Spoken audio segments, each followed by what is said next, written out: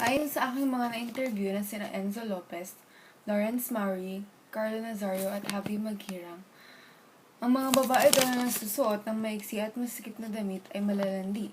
Sa iba naman, para sa kanila, ito ay okay lang kasi parang nagpapakit lang daw. Dahil sila ay lalaki, gusto-gusto nila nakakita ng ganun. Siyempre, kasi sexy or what. Tapos, ngunit may iba namang lalaki na mataas ang respeto. So, hindi naman lahat ng lalaki gusto nila yung ganun. Gusto pa rin nila syempre yung conservative. Ganun. Ito minsan ang nagdulot ng pangyayaring hindi naasahan. Isa na dito ang rape. Isa sa mga dahilan kung bakit na lalagay sa peligro ang babae. Dahil sa mga babae nang hindi nag-iingat sa suot nila. Ang ibang lalaki naman ay naaakit nila. Kaya yun, nare-rape tuloy sila. Hindi naman natin dapat sisihin ang mga lalaki kasi tayo naman yung may kasalanan talaga. Kung bakit. Alam nating magkukommute, ba't magsuot ng shorts, diba? Sa isang parte naman, may kasalanan din sila. Kasi syempre, dapat pinipigilan nila yun. Alam naman nilang hindi yun tama. And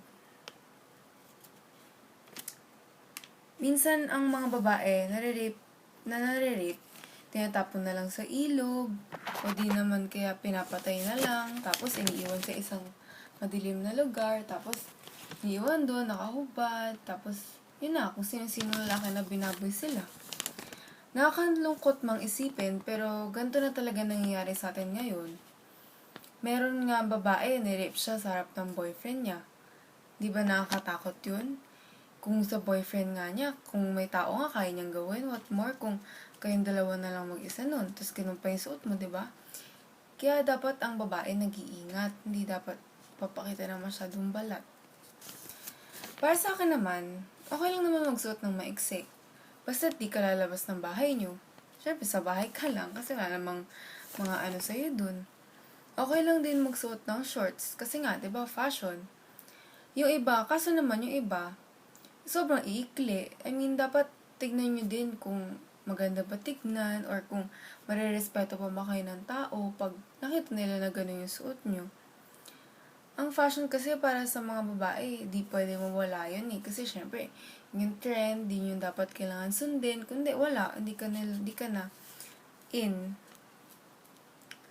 Na-influensyahan na kasi tayo ng mga western people, tulad ng mga Americans, Europeans, and everything.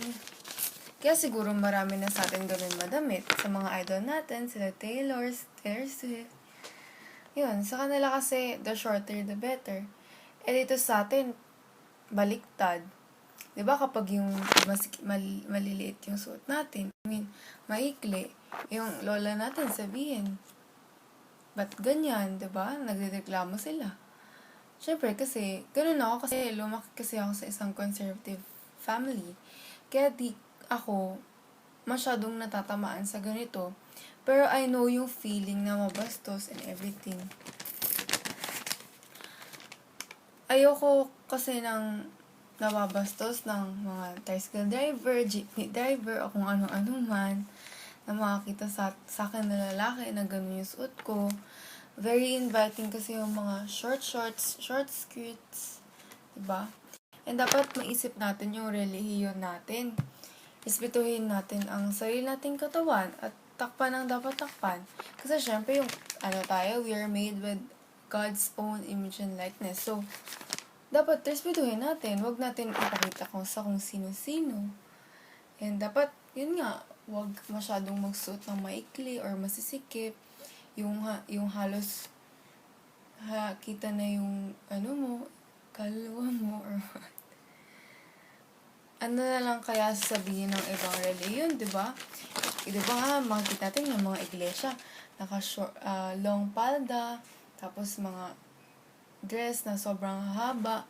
Sabay tayo, makikita nila, mga mga walang sleeveless, tapos mga shorts, tapos pupunta ng simbahan.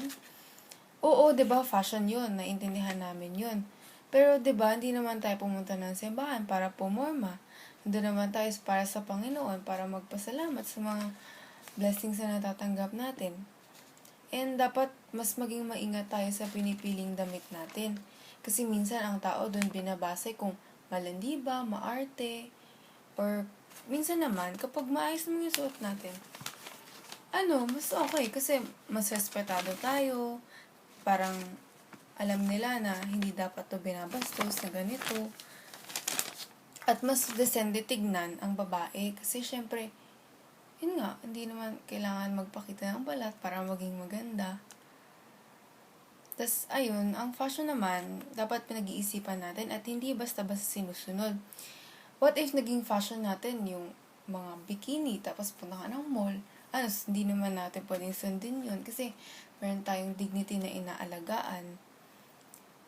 Dapat din alalahanin natin yung dignity natin, ng pamilya natin at Panginoon. Kasi kapag once na nasira yung dignity mo, nag-reflect na yun sa family mo at sa religion mo.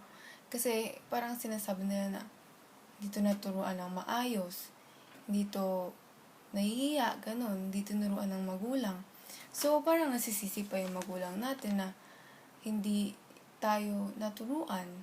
And sa relihiyon, yun nga yung sinabi ko kanina na hindi tayo marirespeto ng ibang relihiyon kung sarili natin hindi natin nirespeto